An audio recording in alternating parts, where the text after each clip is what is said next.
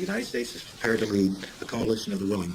That will do it. When I say we will lead a coalition of the willing to disarm him if he chooses not to disarm, I mean it. Who's in that coalition of the willing, our friend? You will find out who's in the coalition of the willing. The coalition of the willing.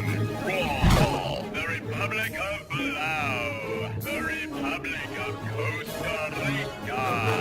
The Republic of Iceland. Of course, none of these countries has an army, or, for that matter, weapons. So it looked like we'd be doing most of the invading stuff ourselves. But then there was also Romania.